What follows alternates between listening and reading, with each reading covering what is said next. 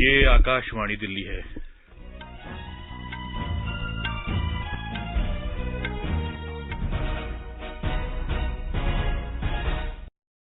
दिल्ली शिक्षा निदेशालय ने शैक्षणिक सत्र 2023-24 के लिए निजी स्कूलों में आर्थिक रूप से कमजोर वर्ग के छात्रों के लिए आयु से संबंधित दिशा निर्देश जारी किए हैं।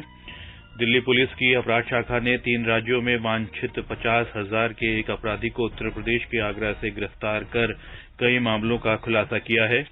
केंद्रीय विज्ञान और प्रौद्योगिकी मंत्री डॉक्टर जितेंद्र सिंह ने नई दिल्ली में आज mRNA आधारित कोविड बूस्टर वैक्सीन जेमकोवैक ओमिक्रॉन की शुरुआत की। राजधानी के राष्ट्रीय नाट्य विद्यालय में 28 जून से ग्रीष्मकालीन नाट्य समारोह का आयोजन किया जाएगा और भारत ने 10 lakh metric standard cubic metre प्रतिदिन गैस उत्पादन की उपलब्धि हासिल कर ली है।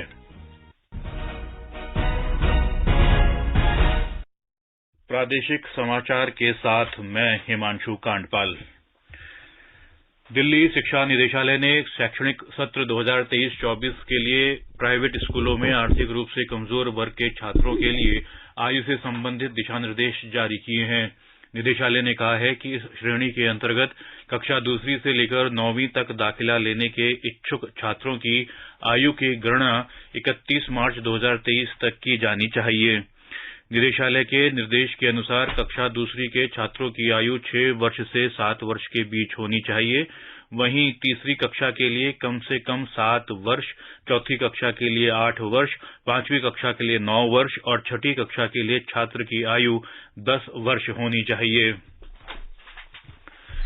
दिल्ली पुलिस की अपराध शाखा ने 3 राज्यों में वांछित 50,000 रुपए के एक अपराधी को उत्तर प्रदेश के आगरा से गिरफ्तार कर कई मामलों का खुलासा किया है। ये अपराधी मानव तस्करी की वारदातों में संलिप्त था। अपराध शाखा ने बताया कि आरोपी के खिलाफ दिल्ली के मयूर विहार थाने में शिकायत मिली थी। शिकायत में बताया गया था कि आरोपी 2 बहनों को बहला फुसलाकर अपने साथ ले गया है। अपराध शाखा ने जांच में पाया कि आरोपी महिलाओं को आसानी से पैसा कमाने का लालच देता था। इसके अलावा अपने गिरोह के साथ मिलकर मासूम युवतियों को शादी का झांसा देकर उन्हें उत्तर भारत के अलग अलग हिस्सों में ले जाकर बेच देता था। केंद्रीय विज्ञान और प्रौद्योगिकी मंत्री डॉक्टर जितेंद्र सिंह ने नई दिल्ली में आज mRNA आधारित कोविड बूस्टर वैक्सीन जेमकोवैक ओमिक्रॉन की शुरुआत की। ये तेजी से फैलने वाले ओमिक्रॉन वेरिएंट का मुकाबला करने के लिए भारत में विकसित पहला बूस्टर कोविड-19 वैक्सीन है। ये वैक्सीन सोमवार से उपलब्ध होगा और इसकी कीमत 2,292 रुपए प्रति खुराक है। ये बूस्टर वैक्सीन उन लोगों को दी जा सकती है जो कोवैक्सीन या कोविशील्ड की 2 खुराकें पहले ले चुके हैं। इस अवसर पर डॉक्टर सिंह ने कहा कि सरकार ने प्रधानमंत्री के आत्मनिर्भर भारत के दृष्टिकोण के अनुसार सदा ही भविष्य के लिए तैयार प्रौद्योगिकी प्लेटफॉर्म के वास्ते प्रौद्योगिकी आधारित नवाचार को बढ़ावा दिया है। उन्होंने कहा कि भविष्य के लिए तैयार इस प्रौद्योगिकी प्लेटफॉर्म का इस्तेमाल कम समय में अन्य वैक्सीन बनाने के लिए किया जा सकता है।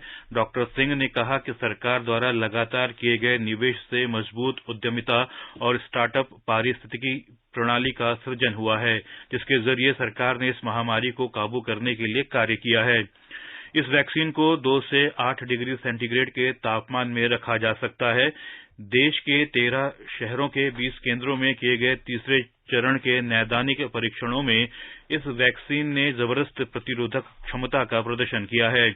जेमकोवैक ओमिक्रॉन सुई रहित थर्मोस्टेबल वैक्सीन है, जिसे mRNA आधारित मान्यता प्राप्त अन्य वैक्सीन के लिए इस्तेमाल किए जाने वाले अति शीत श्रृंखला बुनियादी ढांचे की आवश्यकता नहीं होती है।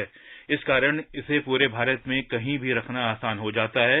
इस वैक्सीन को ढुलाई और भंडारण के लिए बहुत कम तापमान की जरूरत होती है।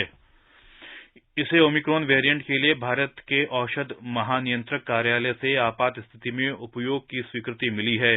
कोविड सुरक्षा मिशन के अंतर्गत इस वैक्सीन को विकसित किया गया है।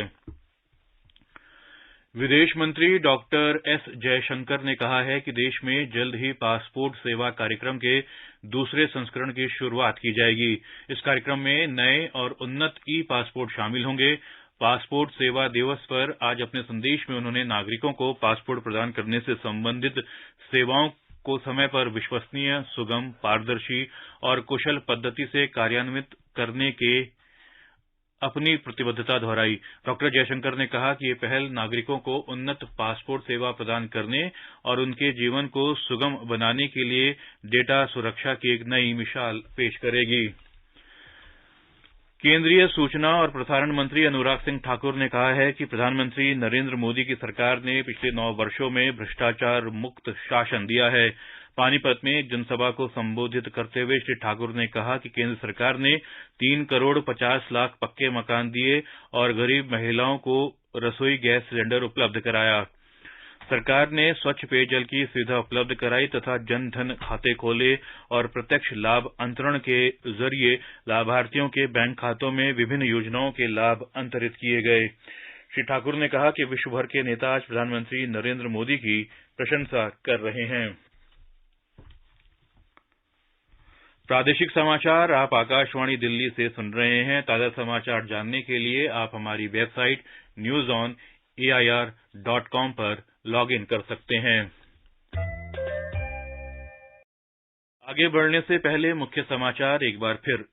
दिल्ली शिक्षा निदेशालय ने शैक्षणिक सत्र 2023-24 के लिए प्राइवेट स्कूलों में आर्थिक रूप से कमजोर वर्ग के छात्रों के लिए आयु से संबंधित दिशा निर्देश जारी किए हैं। दिल्ली पुलिस की अपराध शाखा ने 3 राज्यों में वांछित 50,000 रुपए के एक अपराधी को उत्तर प्रदेश के आगरा से गिरफ्तार कर कई मामलों का खुलासा किया है। केंद्रीय विज्ञान और प्रौद्योगिकी मंत्री डॉक्टर जितेंद्र सिंह ने नई दिल्ली में आज mRNA आधारित कोविड बूस्टर वैक्सीन जेमकोवेक ओमिक्रॉन की शुरुआत की। राजधानी के राष्ट्रीय नाट्य विद्यालय में 28 जून से ग्रीष्मकालीन नाट्य समारोह का आयोजन किया जाएगा और भारत ने 10 crore 10 lakh metric standard cubic metre प्रतिदिन गैस उत्पादन की उपलब्धि हासिल कर ली है। प्रधानमंत्री नरेंद्र मोदी अमेरिका की राजकीय यात्रा के सफल समापन के बाद मिस्र के अपने पहले दौरे पर आज शाम काहिरा पहुंचे। मिस्र के प्रधानमंत्री मुस्तफा मदबौली ने उनकी अगवानी की। श्री मोदी को गार्ड ऑफ ऑनर भी दिया गया। प्रधानमंत्री मोदी आज शाम बाद में मिस्र के प्रधानमंत्री से चर्चा करेंगे। वे वहां के प्रमुख मुफ्ती से भी भेंट करेंगे और वहां भारतीय समुदाय के साथ बातचीत करेंगे। श्री मोदी मिस्र के अन्य प्रमुख नेताओं से भी विचार विमर्श करेंगे। कल प्रधानमंत्री अल हकीम मस्जिद और हेलियोपोलिस युद्ध स्मारक जाएंगे। श्री मोदी राष्ट्रपति अब्देल फतेह अल सीसी से शिष्टमंडल स्तर की वार्ता करेंगे। वार्ता के बाद कई समझौतों पर हस्ताक्षर किए जाने की संभावना है। मिस्र के दौरे पर रवाना होने से पहले प्रधानमंत्री मोदी ने एक बयान में कहा कि वे भारत और मिस्र के बीच सभ्यता से जुड़ी और बहुआयामी भागीदारी को और गति प्रदान करने के लिए राष्ट्रपति सीसी और मिस्र सरकार के वरिष्ठ सदस्यों से चर्चा करेंगे। हमारे संवाददाता ने बताया है कि 1997 के बाद से भारत के किसी भी प्रधानमंत्री का मिस्र का ये पहला आधिकारिक दौरा है।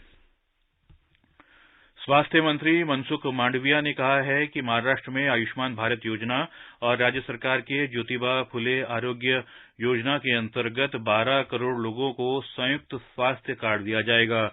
श्री मांडविया ने महाराष्ट्र के उप मुख्यमंत्री देवेंद्र फडणवीस के साथ आयुष्मान भारत कार्ड बनाने और स्वास्थ्य संबंधी बुनियादी ढांचा परियोजनाओं के संबंध में बैठक के बाद संवाददाताओं से ये बात कही। उन्होंने कहा कि स्वास्थ्य कार्ड से कई सेवाएं मिल सकेगी। श्री मांडविया ने बताया कि महाराष्ट्र में 600 से अधिक जन औषधि केंद्र हैं और इनकी संख्या बढ़ाकर 1000 की जाएगी।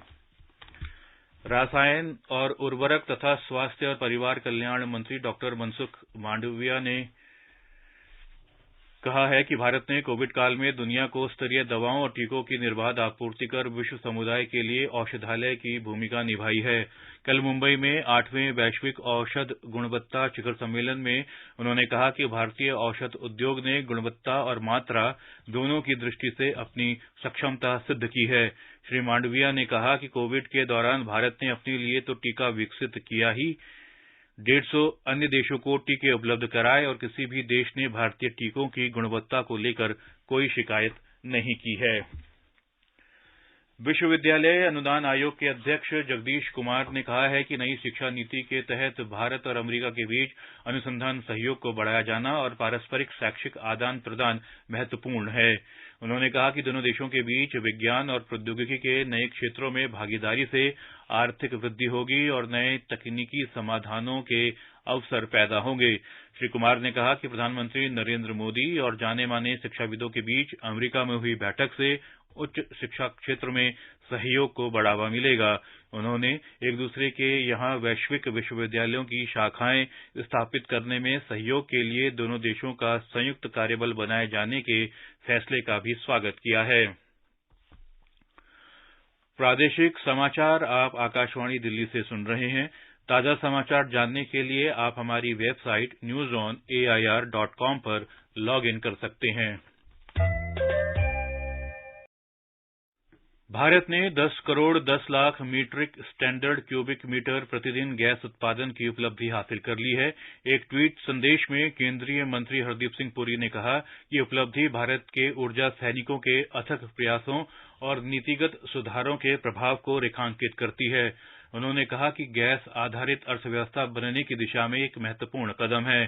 श्री पुरी ने बताया कि भारत अपनी प्राकृतिक गैस आवश्यकता को पूरा करने के लिए लगभग 50% गैस का आयात करता है और अब देश में गैस के अधिक उत्पादन से आयात पर निर्भरता कम होगी।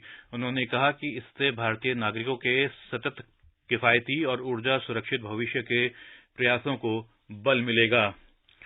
दिल्ली पुलिस के जिला और इकाइयों द्वारा इस महीने 26 जून तक नशा मुक्त भारत पखवाड़ा का आयोजन किया जा रहा है। इस पखवाड़े के अंतर्गत दिल्ली पुलिस की टीमें राजधानी में लोगों को नशे के बारे में जागरूक कर रही हैं और विशेष रूप से युवाओं को नशा छोड़ने के लिए प्रेरित कर रही हैं। इस अभियान का आयोजन पुलिस आयुक्त संजय अरोड़ा के मार्गदर्शन में किया जा रहा है। राजधानी के राष्ट्रीय नाट्य विद्यालय में 28 जून से ग्रीष्मकालीन नाट्य समारोह का आयोजन किया जाएगा। 4 जुलाई तक चलने वाले समारोह में जाने-माने कलाकार 7 नाटकों का मंचन करेंगे। राष्ट्रीय नाट्य विद्यालय के निदेशक प्रोफेसर रमेश चंद्र गौड़ ने बताया कि समारोह से पहले हमारी रेपटरी कंपनी उत्तर प्रदेश के अंबेडकर नगर में 24 और 25 जून को नाटकों का मंचन करेगी। इसके अतिरिक्त भारतीय सनदी लेखाकार संस्थान ICAI के 75 वर्ष पूरे होने के अवसर पर नाट्य विद्यालय के कलाकार 1 जुलाई को श्रीफोर्ड सभागार में भी नाटकों का मंचन करेंगे। प्रोफेसर गौड़ ने बताया कि नाटकों का मंचन रोजाना शाम 7 बजे राष्ट्रीय नाट्य विद्यालय के सभागार में किया जाएगा। राजधानी में लोग आज भी उमस भरी गर्मी से परेशान रहे। आज का अधिकतम तापमान सामान्य से 1 डिग्री सेल्सियस कम 37.2 डिग्री सेल्सियस दर्ज किया गया। वहीं न्यूनतम तापमान सामान्य से 2 डिग्री सेल्सियस अधिक 30.4 डिग्री सेल्सियस रिकॉर्ड किया गया। मौसम विभाग के अनुसार अगले 24 घंटे के दौरान आसमान में आंशिक रूप से बादल छाए रहने और हल्की बारिश की संभावना है। वहीं कल का अधिकतम तापमान 35 डिग्री सेल्सियस और न्यूनतम तापमान 29 डिग्री सेल्सियस के आसपास रहने का अनुमान है। बर्लिन में विशेष ओलंपिक्स में 33 स्वर्ण पदकों के साथ भारत के पदकों की संख्या बढ़कर 96 हो गई है।